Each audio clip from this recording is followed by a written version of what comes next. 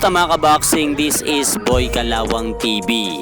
So kahapon nga po mga idol, matapos pong ilabas ni Silver Boys ang bidyong pananakit ni Kuya Lods Jason Casimero sa kanyang asawa na si Ma'am Rola Jen, ay napag-alaman po natin na kaya pala nagalit itong si Coach Jason sa kanyang may bahay ay dahil pala sa naging live video po nito ay idinamay pala nito ang anak ni Silver Boys sa naging live video po nito kahapon.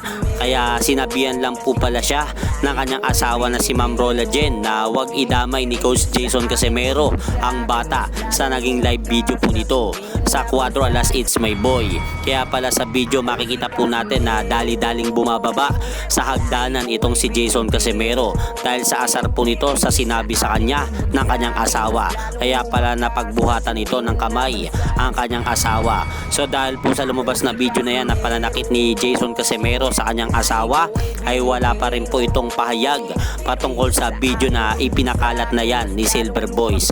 At sa ibang balita naman, pusan pa rin ang pag-iensayo ni pambansa kamao Manny Pacquiao sa Wildcard Gym upang pagandaan nito ang nalalapit niyang laban kontra kay WBC World Welterweight Champion Mario Barrios sa darating na buwan ng July 19 sa MGM Grand Garden Arena, Las Vegas, Nevada.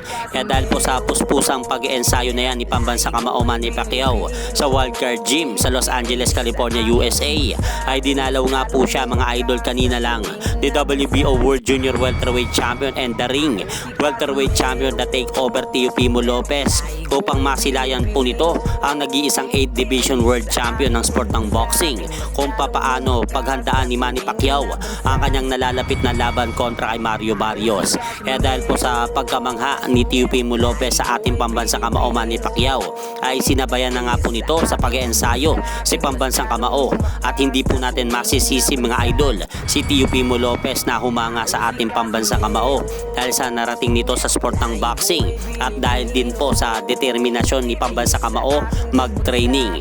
At may pagkakataon pa nga po mga idol na tinuruan ni Manny Pacquiao itong si Teofimo Lopez kung paano sumuntok ng straight at tinuruan din po ni pambansang kamao Manny Pacquiao si Lopez kung paano mag-push up gamit ang mga kamao nito. At hanggang dito na lang po muna ang aking update sa mga ganapan sa mundo ng boxing. At syempre mga idol, huwag nyo rin pong kalimutan pakisuportahan nyo naman po muna ang ating munting channel. Maraming salamat po.